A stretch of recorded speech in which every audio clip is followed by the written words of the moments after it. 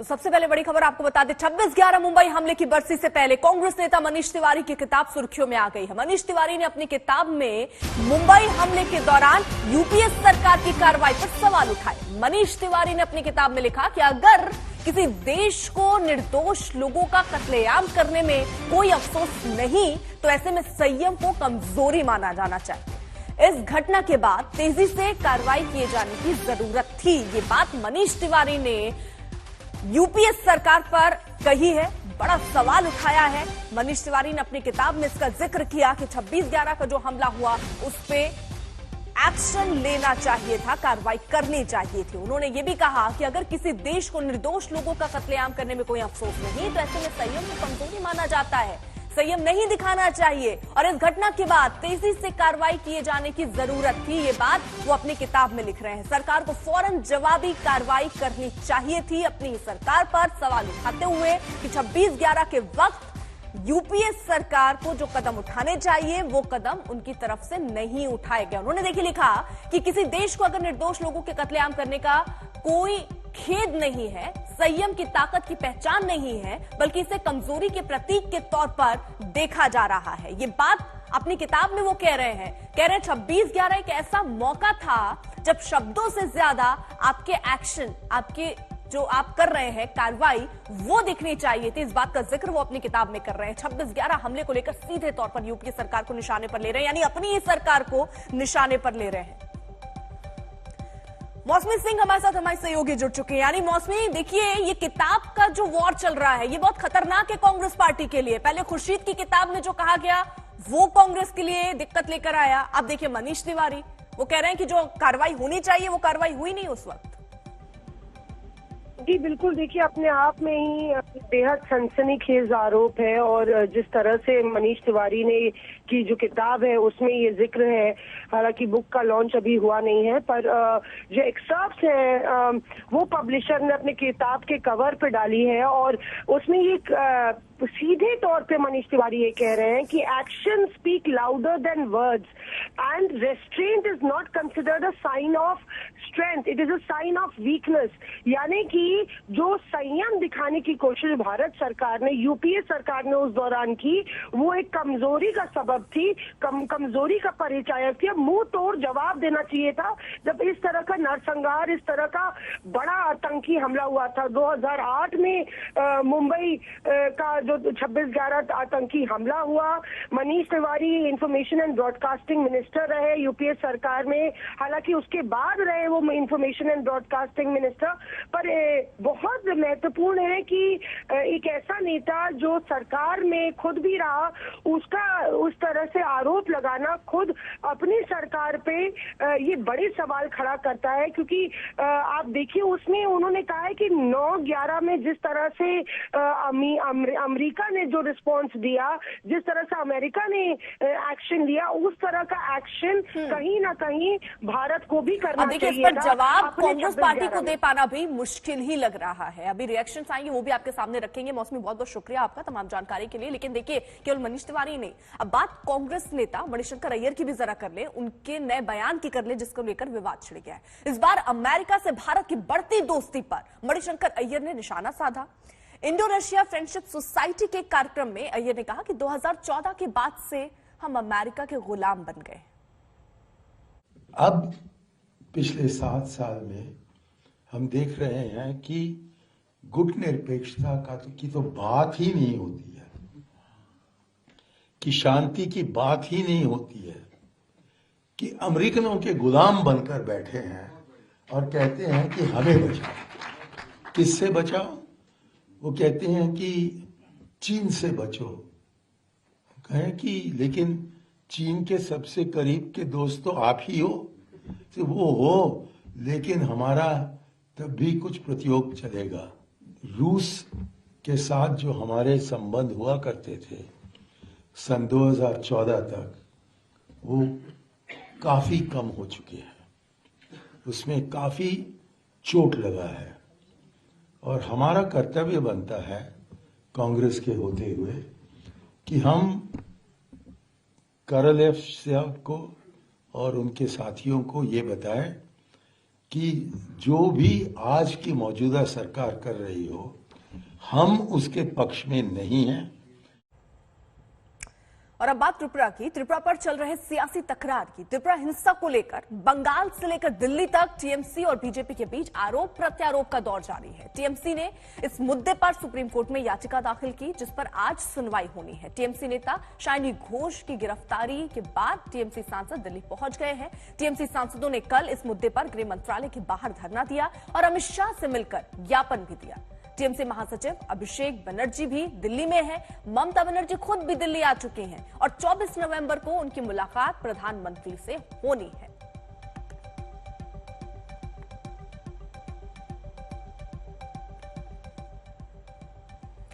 कुछ तस्वीरें आपके सामने रख रहे हैं। कोलकाता, दिल्ली और आसनसोल की तस्वीरें। लोग सड़कों पर बैठे हुए हैं, विरोध प्रदर्शन कर रहे हैं इस मुद्दे को लेकर। आपको बता दें, दरअसल टीएमसी नेता शाइनी घोष की गिरफ्तारी के बाद टीएमसी सांसद दिल्ली पहुंचे हैं। टीएमसी सांसदों ने कल इस मुद्दे पर गृह मंत्रालय के बाहर धरना दिया था और ये सिलसिला देखिए अलग अलग जगहों पर भी चल रहा है। कोलकाता, दिल्ली और आसनसोल, जहां पर लोग सड़कों पर हैं, विरोध प्रदर्शन कर रहे हैं।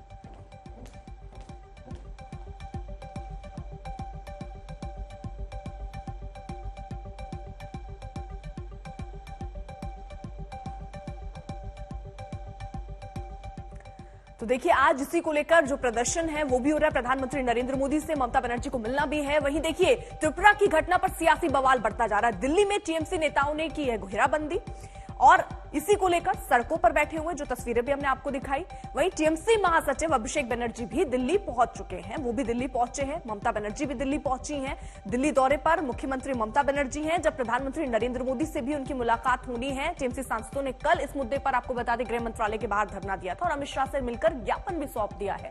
टीएमसी महासचिव अभिषेक बनर्जी, जैसा हमने बताया, दिल्ली में मौजूद है। गृह मंत्रालय के बाहर टीएमसी नेताओं ने जो धरना दिया, वो तस्वीरें भी हमने आपके सामने रखी। वहीं देखिए, प्रधानमंत्री नरेंद्र मोदी से भी मुलाकात ममता बनर्जी को करनी है। तो त्रिपुरा पुलिस पर ज्यादती का आरोप लगाया जा रहा है। बीजेपी ने टीएमसी पर लगाया है साजिश का आरोप। बीजेपी ने कहा कि बाहरी लोग त्रिपुरा में इस तरीके की घटनाओं को अंजाम दे रहे हैं। 20 नवंबर से इस विवाद की शुरुआत आपको बता दें हुई। विप्लव देव की सभा के बाहर नारेबाजी होती है।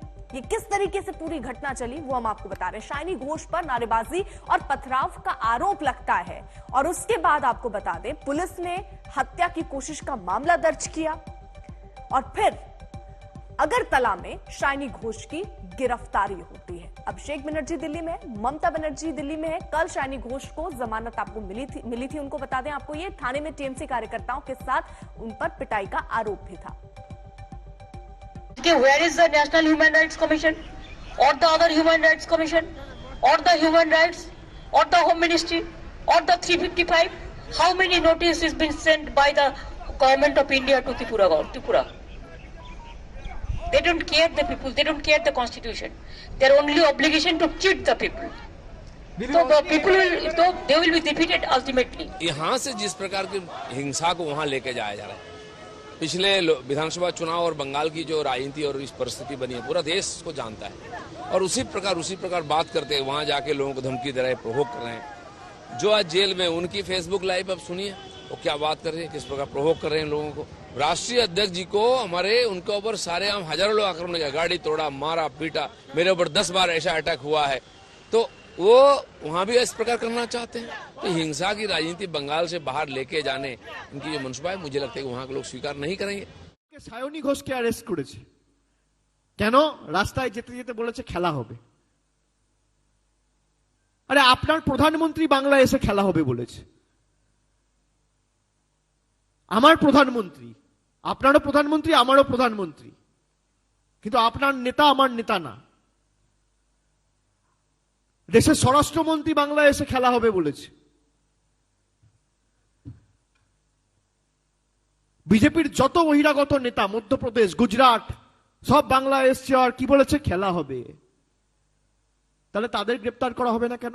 जब से ये लोग आना शुरू किया तब से तोड़फोड़, इन लोगों ने तोड़फोड़ करना शुरू किया और बंगाल के हर कोई जानता है, जिनके पास खबर रहता है, हमारे पास भी खबर है, तस्वीरें भी है, जानकारी भी है कि बंगाल से इनके जैसे डायमंड हार्बर अभिषेक बनर्जी का खुद का कॉन्स्टिट्यूएंसी है, लोकसभा कॉन्स्टिट्यूएंसी, वो कॉन्स्टिट्यूएंसी से भर भर के लोगों को लिया जा रहा है त्रिपुरा, वहां जाकर इनको छोड़ दिया जा रहा है और तमाम गुंडे जो हैं इनके अंडर में जो लोग गुंडे हैं, ये गुंडे को सारे त्रिपुरा जाकर अराजकता फैलने का ये लोग कोशिश कर रहे हैं।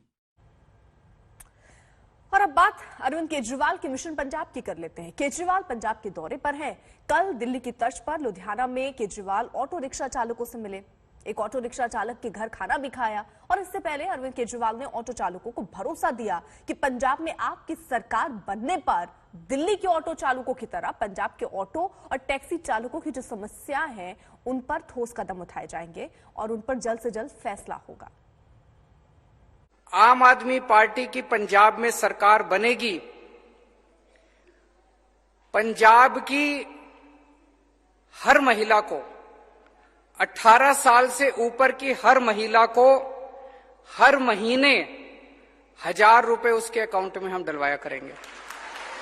अगर एक परिवार में एक बेटी है, एक बहू है, एक सास है, तो तीनों के अकाउंट में 1000 रुपए आएंगे। कहते जी पंजाब मिशन शुरू किया केजरीवाल ने, इसका मतलब क्या है कि दिल्ली तो आके राज करना, पंजाब नूं जितना। क्यों भाई, पंजाब बंजर धरती है, पंजाब का कोई मालिक नहीं है, पंजाब दे विच पंजाबी नहीं रहते। तुसी दिल्ली ते आके राज किवें करोगे? किवें तुहानूं पंजाब संभाल दिए? जो दिल्ली दे विच नुकसान कर रहे हो, आप बहानेबाजी चलूगी। एक नकली केजरीवाल घूम रहा है।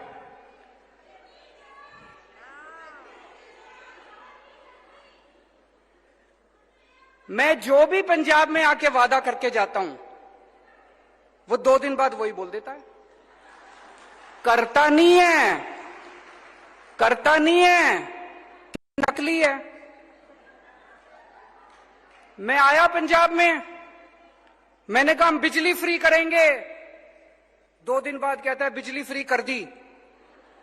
यहां इतनी महिलाएं बैठी है, जिसकी बिजली का बिल 0 आया है हाथ खड़े कर दो। किसी का बिजली का बिल 0 आया? अभी उनका लुधियाना में भाषण चल रहा था, मैं और भगवंत देख रहे थे उसको। वहां कहता है कि पंजाब में हमने 400 यूनिट बिजली फ्री कर दी। अगले थोड़े जेडे बिल आने अद्धे आने हैं, आज तो भी घट जाने हैं। केजरीवाल जी कहते ऐसी 400 यूनिट बिजली का 300 यूनिट माफ करांगे, लेकिन जिधर 300 पूरे हो गए, जे 301 हो गया तो 300 का भी बिल लगेगा। यही दिल्ली दे विच मॉडल है इन्हां दा कि 400 यूनिट तक माफ है, जे 401 हो गया तो 400 का ही बिल लगना। केड़ा लुधियाने विच घर है जिहदे विच 400 यूनिट नहीं बढ़दे? इसदा मतलब लुधियाने जी तां किसी दा माफ होना ही नहीं। बेवकूफ बनाना है या सानू? पूर्वांचल एक्सप्रेसवे के उद्घाटन के बाद जेवर एयरपोर्ट का भूमि पूजन यूपी में बीजेपी के चुनावी मिशन को नई रफ्तार देगा। इस बीच चुनावी तैयारियों को रफ्तार देने के लिए आज बीजेपी अध्यक्ष जेपी नड्डा और सीएम योगी आदित्यनाथ कानपुर पहुंच रहे हैं।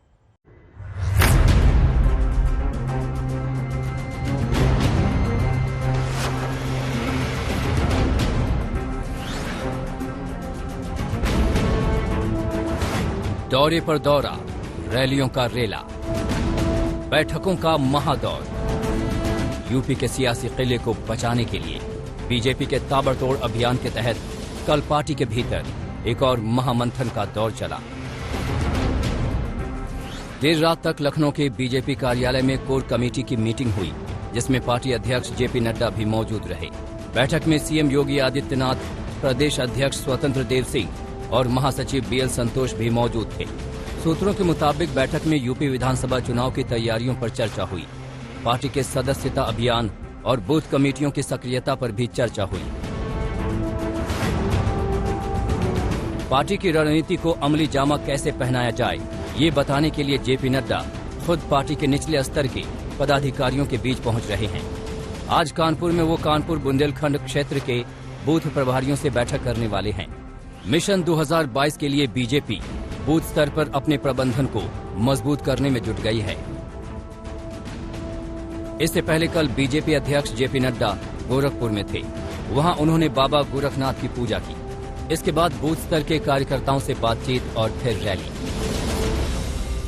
जब चुनाव में जाएंगे तो आप गौरव के साथ कह सकते हैं कि हम उस पार्टी के सदस्य हैं जिन्होंने धारा 370 को मोदी जी की इच्छा शक्ति और अमित शाह जी की रणनीति ने धाराशाही कर दिया है और भारत का अभिन्न अंग कश्मीर को आगे बढ़ाने का काम किया।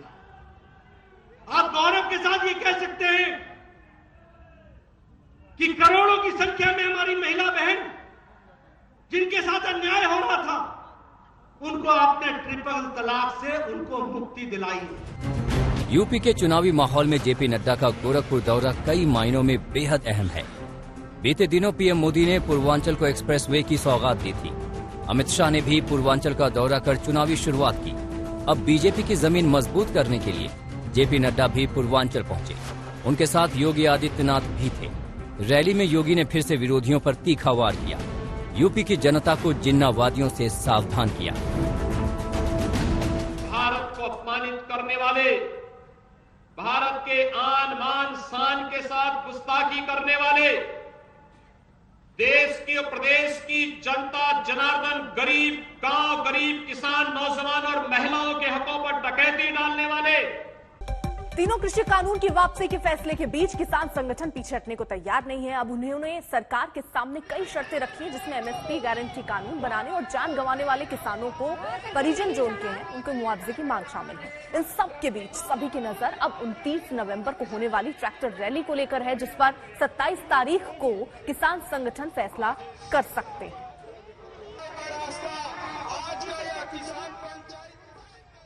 इस वक्त हमारे साथ राकेश टिकैत जी, भारतीय किसान यूनियन के नेता और राष्ट्रीय प्रवक्ता जुड़ गए हैं। आज आप भी लखनऊ में हैं टिकैत साहब, और बीजेपी अध्यक्ष भी वहीं पर हैं। वो सरकार की ईमानदारी दिखा रहे, लखनऊ में जी सरकार की ईमानदारी दिखा रहे किसानों की तरफ से, और उन्होंने कहा कि प्रधानमंत्री नरेंद्र मोदी ने किसानों के लिए किसी भी किसान नेता से ज्यादा किया है। क्या कहेंगे आप इस पर? मतलब किसी भी किसान नेता से ज्यादा किया? प्रधानमंत्री ने किसानों के लिए ज्यादा काम किया तो करना ही है जब सब कुछ जी जी जी जी जवाब दें। और जब वे प्रधानमंत्री हैं तो वे तो करेंगे सारा काम, वे ही तो करेंगे, और कौन करेगा? मतलब वो ये कह रहे हैं कि प्रधानमंत्री को किसानों की ज्यादा चिंता है, वो उनके हित में ही सोच रहे हैं। और ठीक है, सोचना चाहिए, देश के प्रधानमंत्री को सोचना चाहिए। एमएसपी पे भी सोच ले वे, एमएसपी का भी बड़ा सवाल है, उस पर भी सोच लेना चाहिए। अच्छा, अब चूंकि आप लोगों ने चिट्ठी भी लिखी है और 6 सूत्रीय उसमें मांगे हैं, तो क्या हम माने कि 6 के 6 मांगे सरकार मानेगी? हाँ जी। तीनों कृषि कानून के अलावा तभी आंदोलन खत्म होगा। आंदोलन खत्म करने की शर्त क्या है राकेश? नहीं, वो तो उसपे एक तो एमएसपी का उस पर सवाल है, और एमएसपी के साथ में जो लोग शहीद हुए हैं वो भी उसका सवाल है, क्योंकि उसका भी हमको जवाब मिल जाना चाहिए। तो ये सारे सवाल ही बैठ के बातचीत से समाधान होगा इसका। सरकार बैठे और इसको समाधान की तरफ लेकर चले, इस आंदोलन को, जो आंदोलन चल रहा है। तो सरकार जब बैठ जाएगी तो समाधान निकल जाएगा। वो बैठ नहीं रही, डांट दिया है कि बैठती नहीं सरकार, वो बैठे तो समाधान तो निकलेगा, लेकिन निकलेगा बैठने से, बातचीत से। पिछली बार भी तो आपने 11 राउंड की बातचीत की थी टिकैत साहब, कहां कुछ निकला था? क्योंकि अब देखिए, मैं जो आपसे पूछ रही हूं उसका जवाब मुझे दीजिए। उसी में से ठीक है, एक सवाल पूरा सुन लीजिए, अच्छे से लंबा जवाब दीजिएगा। मैं आपसे ये पूछ रही हूं कि जो शर्तें रखी गई है उसमें 6 बातें हैं सर। एक तो एमएसपी कानून की लीगल गारंटी हो, कानूनी प्रावधान हो, कानूनी हक बने हर किसान का। दूसरा, अजय मिश्रा टेनी की बर्खास्तगी और गिरफ्तारी हो। फिर पराली जलाने पर जो सजा का प्रावधान हो वो खत्म हो। शहीद स्मारक बने और उचित व्यवस्था उनके परिवारों के लिए। अब मैं आपसे पूछ रही हूं कि क्या कृषि कानूनों की वापसी संसद से और 6 के 6 माने तभी आंदोलन खत्म होगा, या फिर एमएसपी पर मान जाए तो आंदोलन खत्म हो जाएगा। एक क्लैरिटी जो आप लोगों की सोच है वो हमारे दर्शक समझना चाहेंगे। इसमें जब तक बातचीत करने सरकार नहीं बैठेगी, कुछ इसमें सवाल ये है कि वे बाद के लिया भी छोड़ने जा सकते हैं, और इन 6 से अलग भी है कि जिसपे सरकार उससे कमेटी बनकर बातचीत होती रहेगी। कुछ ये है कि अभी हो जाए, कुछ में सरकारों का 1 पैसा भी नहीं लगना, एमएसपी पे कोई सरकार का 1 रुपया नहीं लगना, एमएसपी पे मुकदमों में 1 रुपया नहीं लगना सरकार का। जो लोग शहीद हुए हैं उनको सरकार को कंपनसेशन सरकार को देना चाहिए, ये एक हमारी डिमांड रहेगी। और जो मसले हैं वो तो बातचीत में आ जाएंगे, वे उसके लिए तो बातचीत होती रहेगी, वो बातचीत में आ जाएंगे। ये 2-3 चीजें क्लियर हो जाए जिसमें 1 रुपया नहीं लगना, सरकार अगर बैठेगी तो इसका समाधान निकल जाएगा। अच्छा, पिटारा खुल गया है सरकार के खिलाफ, क्योंकि अब उधर असदुद्दीन ओवैसी भी कह रहे हैं कि हम सीए पर यहां शाहीन बाग बना देंगे यूपी में। और बीजेपी का इनका तो समझौता है, ये उससे बनवाना चाहेंगे तो बनवा सकते हैं। किसका किसका समझौता है भाई? बीजेपी ये तो आपस में तो है दोनों, ओवैसी और बीजेपी का। देश की जनता यही कहती है, गांव के सब लोग यही तो बताते हैं कि दोनों का आपस में समझौता है। हिंदू मुस्लिम करने के लिए ये सब कुछ मिलजुल कर रहे हैं, फिक्स्ड मैच है। हाँ, मिलजुल कर ले काम, ये दोनों कर ले काम। अच्छा, ये बताइए कि अब आप लोग ये इस आंदोलन को कैसे आगे ले जाएंगे? हम लोगों ने दिखाया कुछ तारीखें जो दी गई हैं अलग अलग जगहों पर, दिल्ली में भी एकजुट होंगे, फिर 29 नवंबर के लिए ट्रैक्टर रैली का भी आयोजन है। तो ये तीनों कृषि कानूनों की वापसी के ऐलान के बाद भी ये सब कार्यक्रम होगा? ये नहीं, ये है कि ये पहले ही प्रस्तावित थे सारी चीजें, और सरकार ने एक तरफा वो कर दिया। 3 कानून हमने मान लिए कि वे पार्लियामेंट में 2-3 तारीख तक आ जाएंगे, अगर सरकार ठीक रही। क्योंकि हम भी ये देखना चाह के इसका विरोध कौन करता है, क्योंकि अब दोनों चाह रहे, सरकार भी चाह रही, विपक्ष चाह ही रहा है, तो उसमें क्लियरिटी है कि वो हो जाना चाहिए। अब दूसरा, हम जाएं तो जो मुकदमे हैं उसका भी तो हम बातचीत करके सरकार से जाना चाहते हैं। एमएसपी का भी एक बड़ा सवाल है, उस पर भी सरकार की क्लियरिटी हो जाए एक बार। और जो वहां पे पार्लियामेंट पे जाने का है वो उन रास्तों से है जो रास्ते भारत सरकार ने कहा कि हमने खोल दिए 2 रास्ते। हमने ये कहा कि रास्ते नहीं खुले और उन्हें बंद कर रखा, लेकिन उन्होंने फर्जी कागज कोर्ट में पेश किए कि हमने खोल दिए। भाई, हम खुले रास्ते से जाना चाहते हैं, जहां पुलिस रोकेगी हम वहीं रुक जाए, क्योंकि रास्ते तो हमको पता है कि पुलिस वहीं रोकेगी, बैरिकेटिंग आज भी लगी हुई है, वहां रोकेगी हम वहीं रुक जाएंगे जहां वे रोकेंगे। तो पार्लियामेंट पे ना वे जाने देने के, क्योंकि रास्ते खुले हुए ही नहीं। हमने सिंघू बॉर्डर से नहीं कहा कि हम वहां पर जाएंगे, उन्होंने टिकरी बॉर्डर और अपना गाजीपुर बॉर्डर से कहा कि हमने रास्ते खोल दिए, क्लियर है हमारी तरफ से, किसान न रोक रखे। हमने कहा कि रास्ते सरकार न रोक रखे।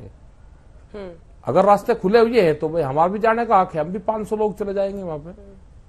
अच्छा, ठीक है। लेकिन ये कोई बड़ा बहस का सवाल नहीं है। सवाल ये है कि सरकार ने कानून वापसी लेने की बात प्रधानमंत्री जी ने की, तो अब ये एमएसपी पर इस पर बातचीत कर लो। उनकी कमेटी है, जो पहले कमेटी आती थी उसमें कई मंत्री रहते थे, अधिकारी उनके रहते थे, अपने लोग रहेंगे, बैठ के, और अगर ये निपटाना चाहते हो तो ये अब निपट सकता है।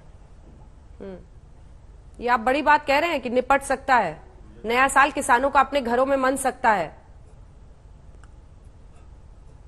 बिल्कुल, नया साल तो बहुत दूर की बात है, नए महीने में ही, दिसंबर तो लास्ट का महीना है। क्या बात है, कम से कम ठंड से हमारे किसान बच जाएंगे। लेकिन ये अब चलिए ये बताइए कि 11 राउंड पिछली बार बातचीत हुई थी टिकैत साहब, 11 राउंड। इस बार आपको क्या लग रहा है, क्या ऐसा नया है जिसकी वजह से बातचीत से फैसला निकल जाएगा? क्योंकि पिछली बार भी 11 राउंड बातचीत की थी, कोई समझौता तो होता नहीं था। हम लोग सुबह से शाम तक इंतजार करते थे, फिर शाम में होता था कि जी नहीं, 11 राउंड बातचीत होती थी। जो हमने 11 राउंड की बातचीत में कहा कि ये काले कानून हैं, इनको वापसी ले लो, भाई इनके 11 महीने बाद में उनकी समझ में आई कि हाँ ये काले कानून थे, ये वापसी लेने चाहिए। वही तो वापसी लिए जो हमने 11 महीने पहले कहा था। क्योंकि इनके जो सलाहकार हैं, ये सलाहकार ठीक नहीं इनके पास में। सलाहकार इन्होंने व्यापारी रख रखे। सलाहकार किसी गांव के आदमी को रखेंगे जो धरातल पे काम कर रहा, तो बहुत सहूलियत हो जाएगी इनको। इनको सलाहकार जिस भी विभाग में इनको काम करना है उसके रियलिटी के सलाहकार रखने चाहिए। जो ग्राउंड रिपोर्ट जिनके पास में हो उनको सलाहकार रखना चाहिए। पर एक नजरिया ये भी तो हो सकता है कि सलाहकारों ने सूझबूझ के साथ कुछ ऐसा प्रधानमंत्री से करने को कहा जिससे किसान नेताओं की जो नेतागिरी है वो रुक जाए। प्रधानमंत्री ने सीधा किसानों के लिए किया। आप लोग जब तक बातचीत करते रहे, आप लोगों को एक तरह से श्रेय नहीं देते हुए पीएम ने अपनी तरफ से ऐलान कर दिया। ऐसा भी तो मुमकिन है टिकैत साहब? हाँ तो ठीक है भाई, श्रेय वही ले लो। मतलब यहां श्रेय लेने की बात है। 750 किसान शहीद हो गए, यहां पे श्रेय की बात हो रही। हमने तो कहा कि ये मौत पे शहादतों पे भी ये श्रेय लेते हैं। भाई श्रेय तो सारा ही ले गए ना। जो 11 महीने का, जो 12 महीने का जो कर्मकांड हुआ, 750 मौतों की शहादत है, उसका श्रेय भी तो इन्हीं को देंगे हम। सब इन्हीं को जाएगा। सब पूरा क्रेडिट ये बिल वापसी का, जो कानून वापसी हुए हैं, इसका पूरा श्रेय वो मुकदमे, ये जो भी घटनाक्रम हुए, 750 शहीद, ये सारे के सारे हम क्रेडिट पूर्ण रूप से भारत के प्रधानमंत्री को ही देते हैं अपनी तरफ से। ठीक है। उनके परिवारों को वही सुध ले लो, गोद ले लो, उनको सरकारी गोदनामा भरवा लो, उनका लालन पोषण भी करो। तो हम तो सब उन्हीं को ही तो देना चाहते हैं। हम कहां लेके जाएंगे इनको? भाई मुकदमे हम नहीं लेके जाना वापसी। जो 750 किसान शहीद हुए उनको भी हम इन्हीं को देंगे। जो भी घटनाक्रम उस टाइम पे हुआ, हम सब कुछ इन्हीं को देना चाहते हैं। ले लो। ठीक है। एक आखिरी सवाल अब आपसे, उसका जवाब उसके बाद अन्य मेहमानों से हम बहस करेंगे। टिकैत साहब, क्या सरकार बातचीत के जरिए कमेटी बना देती है एमएसपी को लेकर, या शहीदों के लिए जो आप कह रहे हैं स्मारक, उसका ऐलान कर देती है, जो मुकदमे हैं वो वापस हो जाते हैं? मतलब आंशिक रूप से बातचीत आगे बढ़ती है, कमेटी गठित कर दी जाती है, तो किसान आंदोलन खत्म हो जाएगा जैसा आप कह रहे हैं दिसंबर के महीने में उम्मीद है? एमएसपी पे तो कमेटी बनी हुई है। 2011 में बन गई थी जब ये मुख्यमंत्री थे गुजरात के। इन्होंने अपनी रिपोर्ट पेश करी थी उस टाइम की भारत सरकार को। वही रिपोर्ट उठा लो और उस रिपोर्ट को लागू कर दो। कमेटी की जरूरत ही नहीं है। भाई जो उस टाइम पे गवाह थे, उस टाइम पे जो वकालतनामा जिसने भर रखा था, उस टाइम पे किसी केस के वकील थे, आज वो जज बन गए और उन्हीं की अदालत में फैसला है। अब गवाही की तो जरूरत है ही नहीं। भाई नरेंद्र मोदी जी उस टाइम पे वकील थे और आज वे जज बन गए और उन्हीं की अदालत में फैसला है, तो गवाही की कहां जरूरत है? कमेटी तो बनी हुई, उसको लागू कर दो एमएसपी को। आपने गोल पोस्ट चेंज तो नहीं कर दिया? ये सवाल इसलिए पूछ रही हूं क्योंकि कई लोग जो जाहिर तौर पर किसानों के आंदोलन के विरोध में, वो कहते हैं कि गोल पोस्ट चेंज किया। पहले कह रहे थे तीनों कृषि कानून वापस लो, अब कह रहे हैं कि एमएसपी भी कानून लागू करो, उसके बाद ही हम हटेंगे। इस पर आपका क्या जवाब होगा टिकैत साहब? आखिरी सवाल है। नहीं, ये उसी टाइम पे तय हुआ था जब अंदर बातचीत होती थी। एमएसपी भी हर बार उसी टाइम पे आती थी। जैसे इन्होंने कहा कि हम पुराली वाला वापसी ले लेंगे, इन्होंने बिजली अमेंडमेंट बिल को कहा कि वापसी ले लेंगे, और 3 बिल पे बात अटक गई थी। हमने कहा भाई 3 बिल को छोड़ दो और एमएसपी पे चर्चा कर लो। इन्होंने कहा कि नहीं, पहले 3 काले कानून हो जाए, उसके बाद में एमएसपी पे चर्चा करेंगे। तो एमएसपी, 3 काले कानून, सीड बिल, वो सीड बिल नहीं जो दूसरा बिल था पुराली वाला, ये सारे के सारे बिल उस टाइम पे आए थे। 2 पे सहमति बन गई थी, इस पे बनी नहीं। एमएसपी पे चर्चा नहीं हुई, तो अब एमएसपी पे तो चर्चा होनी बाकी है। ये उसी टाइम की जो बातचीत हुई 11 दौर की, ये उसी टाइम की घटना थी पूरी। और ये भी था कि एमएसपी पे जैसे ही बातचीत हो जाएगी, कानूनों पे आंदोलन समाप्त हो जाएगा, उसके बाद में एक कमेटी बनेगी, जो कमेटी दूसरे मामलों पे बातचीत करके और सरकार को रिपोर्ट देती रहेगी और उनको खत्म कर लेंगे और चीजों को, क्योंकि सीड बिल आएगा, दूसरा और कई चीजें हैं, 10 साल पुराने ट्रैक्टर आएंगे तो और कोई भी मामले आते रहते हैं, बैंकिंग के आएंगे, और भी तो बहुत मामले हैं ना जो सरकार से बैठ के बातचीत करनी है, तो वो कमेटी में तय होते रहेंगे। वो कमेटी की मीटिंग कभी 2 महीने में होगी, कभी 3 महीने में होगी, और जो भी मसला है बैठ के बातचीत करनी, उसको खत्म करते रहेंगे। आंदोलन 2 चीजों पे खत्म हो जाना था उस टाइम पे। बहुत बहुत धन्यवाद आपका राकेश टिकैत जी, हमारे साथ किसान नेता जुड़ने के लिए, तमाम बातें करने के लिए। अच्छा, एक असर अभी श्रेय पर हम लोग बात कर रहे थे, एक आखिरी सवाल और मन में आ गया। कई पॉलिटिकल पार्टियां जो कह रही हैं कि श्रेय किसको जाता है, किसानों को, या बड़ी पॉलिटिकल पार्टियां जो कह रही हैं कि हमने प्रधानमंत्री को झुका दिया, हमने सरकार को झुका दिया। ये इसमें नहीं, इसमें ना ये किसी को झुकाने का सवाल है, ना किसी की इसमें हार हुई, ना इसमें किसी की जीत हुई। ये एक मसला था, ये समाधान की तरफ जा रहा है। इसका श्रेय तो ज्यादा तो अगर देना चाहेंगे हम, तो पूर्ण रूप से जो शहीद हमारे परिवार हुए, जो इससे प्रभावित हुए, ये पूर्ण रूप से श्रेय उनको जाना चाहिए।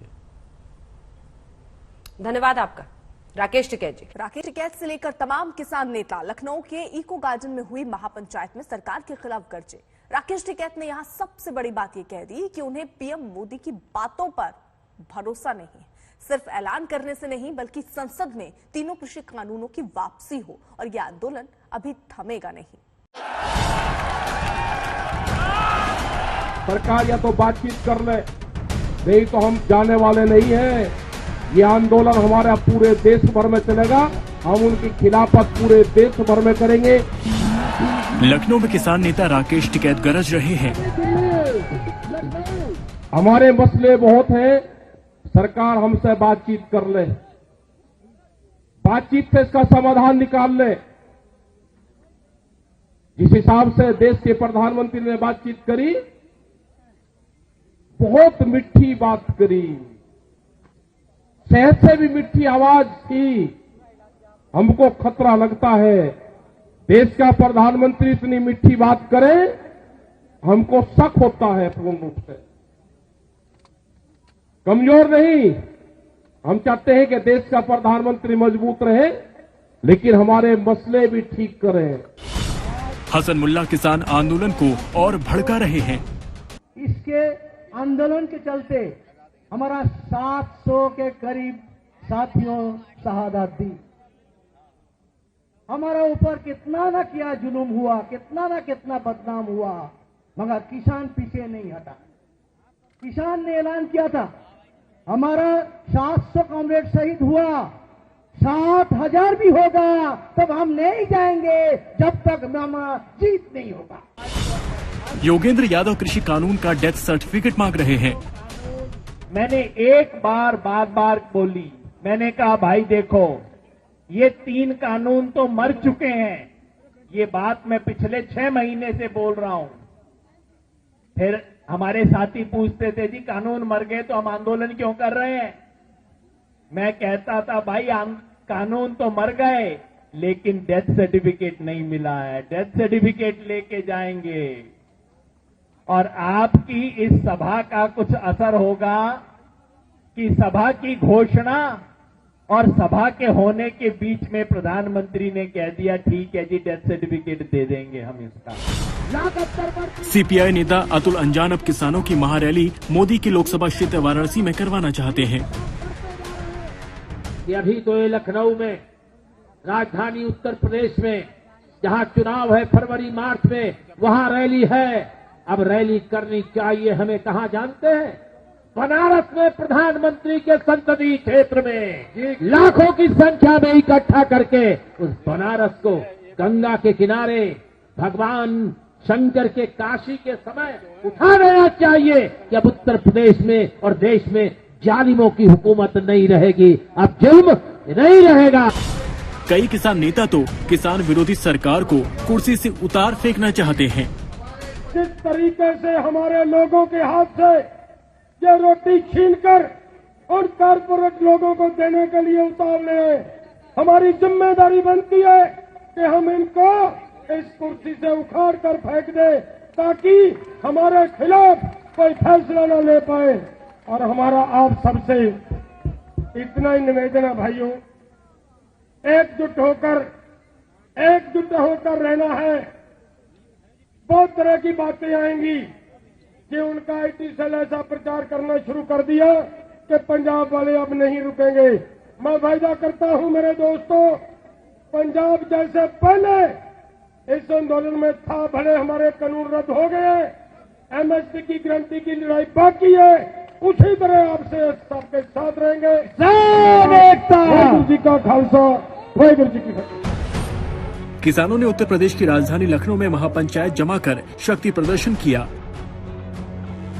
और ये भी बताने की कोशिश की है कि अगर सरकार सोच रही है कि तीनों कृषि कानूनों की वापसी से किसान आंदोलन खत्म हो जाएगा तो वो बहुत बड़ी गलतफहमी है। पहली दफा किसान लखनऊ तक पहुंचे हैं। संयुक्त किसान मोर्चा के मुताबिक इस महापंचायत में यूपी के बुंदेलखंड, अवधी, तराई, पश्चिमी और पूर्वांचल क्षेत्रों के किसान भी पहुंचे हैं और उनमें जोश का ऑक्सीजन फिर से राकेश टिकैत भर रहे हैं। हमारे मसले 3 नहीं हैं जो 17 कानून और पार्लियामेंट में आ रहे हैं, वो भी हमारे मसले हैं। सरकार या तो बातचीत कर ले, 16 माथी बातचीत कर ले सरकार, नहीं तो हम जाने वाले नहीं हैं। ये आंदोलन हमारा पूरे देश भर में चलेगा, हम उनकी खिलाफत पूरे देश भर में करेंगे। पूरा संयुक्त मोर्चे के लोग पूरे देश में मीटिंगें करेंगे। जो आपकी कारगुजारी है वो बताएंगे हम,